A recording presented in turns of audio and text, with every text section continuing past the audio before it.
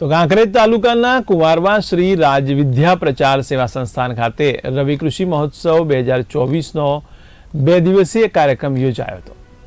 ત્યારે ઉત્તર ગુજરાતના બનાસકાંઠા જિલ્લામાં દાંતીવાડા કૃષિ યુનિવર્સિટી ખાતે મુખ્યમંત્રી ભૂપેન્દ્ર પટેલ દ્વારા કૃષિ મેળાનું આયોજન કરવામાં આવ્યું હતું, જેમાં કાંકરેજ તાલુકાના કુંવારવા ખાતે આવેલા શ્રી રાજવિદ્યા પ્રચાર સેવા સંસ્થાનના મહંત શ્રી કરુણાનંદજી મહારાજ અને કાંકરેજ તાલુકા મામલતદાર વીએમ પટેલની અધ્યક્ષસ્થાને આ કૃષિ મહોત્સવ યોજાયો હતો, જેમાં સૌપ્રથમ દીપ પ્રાગટ્ય કરીને કાર્યક્રમને ખુલ્લો મૂક્યો હતો અને આશ્રમના મહંત શ્રીનું સન્માન પણ કરવામાં આવ્યું હતું। ત્યારે ઉપસ્થિત મહાનુભાવો અને કાંકરેજ મામલતદાર વીએમ પટેલને અન્નકૂટ આપીને સન્માનિત કરાયા હતા। ત્યારે કૃષિ વૈજ્ઞાનિકો દ્વારા ખેતી પાકો અને સરકારશ્રી તરફથી આપવામાં આવતા લાભો વિશે પણ જાણકારી આપવામાં આવી હતી।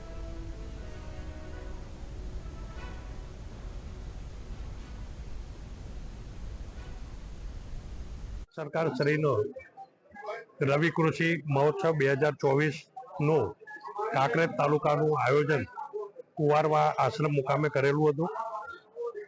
ગઈકાલે અને આજે બંને દિવસોએ ખેડૂતોએ બહોળી સંખ્યામાં આવીને એનો લાભ લીધો છે। તજજ્ઞો દ્વારા જુદા જુદા માર્ગદર્શન પૂરા પાડવામાં આવેલા છે। જુદા જુદા સ્ટોલ થકી ખેડૂતો પ્રાકૃતિક ખેતી કરી શકે।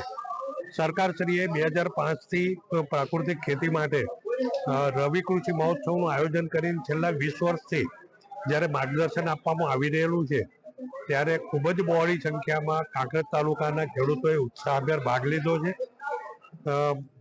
જુદા જુદા વિભાગોએ પણ માર્ગદર્શન આપેલું છે।